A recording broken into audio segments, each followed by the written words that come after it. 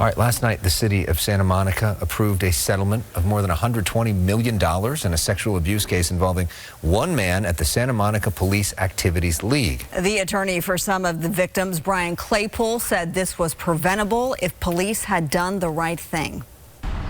These were young boys who had their childhood robbed by a sexual predator named Eric Uller, who was aided and abetted by members of the Santa Monica Police Department.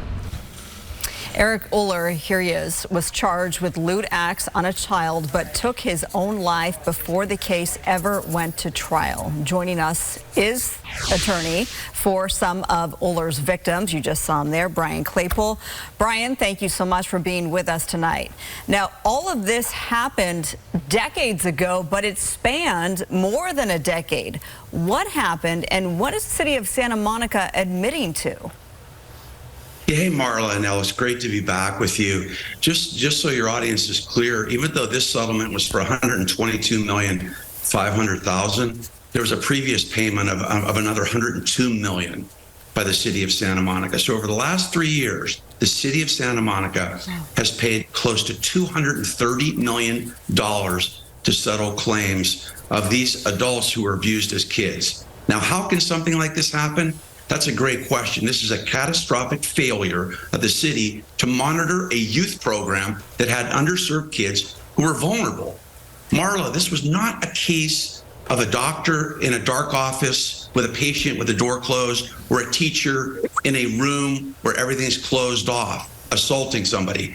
This was a case of a city employee, Uller, who was an IT director at the city, who would show up every day at the PAL program dressed like an undercover police officer. He had a polo shirt on with Santa Monica on it. He wore a police badge. He walked around with a canine dog. He drove an undercover police car, an SUV, and then recruited kids to take them out to eat, and then went and molested them. Anybody paying attention at that PAL program should have confronted him and said, why are you acting and being an imposter of a police officer? It's just inexcusable.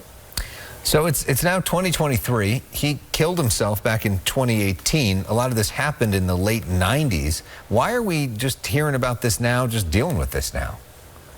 Yeah, that's a fantastic question. There were multiple reports, Alex, in the 1990s and early 2000s of Uller.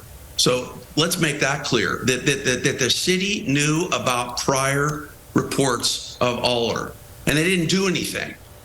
And that's what I'm calling for. I think we should have another outside investigation to find out why nothing was done.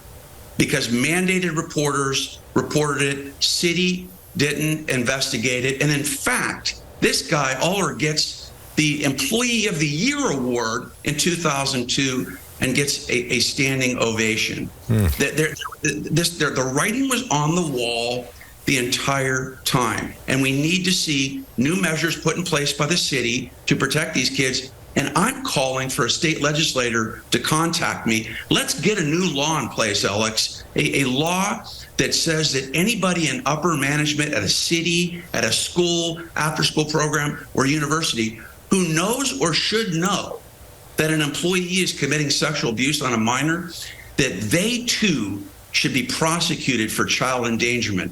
Maybe we'll make some progress then in stopping this from happening again. Yeah, similar to basically what happened with police officers after we saw with George Floyd, that now if police officers don't do anything, they're standing by and watching it, they themselves can be prosecuted, Marla.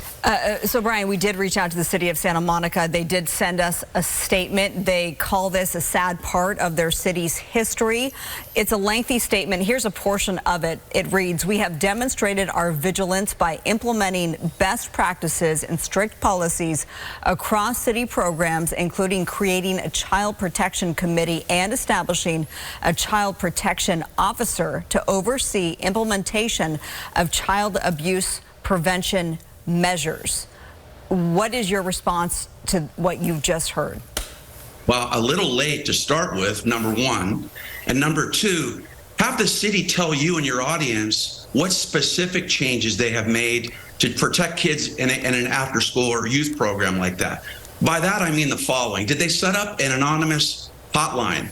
Have they done that? because I have a client that confronted 2 police officers in the 1990s and said, "Why are you letting Eric Uller do this to boys at Powell?" And you know what that cop said to him? "I'm going to kick you out of the program." So we need an anonymous hotline set up for these kids. We need better supervision of employees and volunteers at youth programs like this. What have they done to improve that? What have they done to vet volunteers and current employees? These are the things that we need to see changed, and I'd like to see something specific as to the PAL program.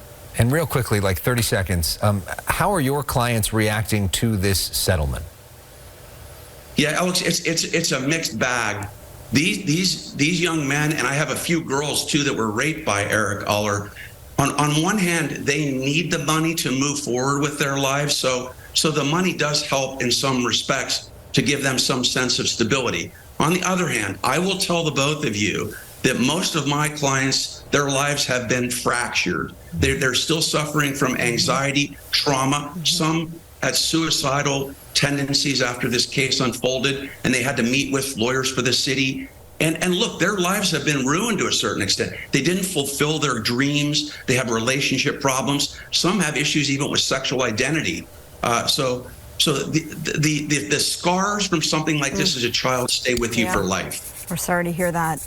All right, so the city of Santa Monica paying out, as you said, more than $230 million in the last 3 years to more than 100 victims. Brian Claypool, thank you so much for being with us tonight.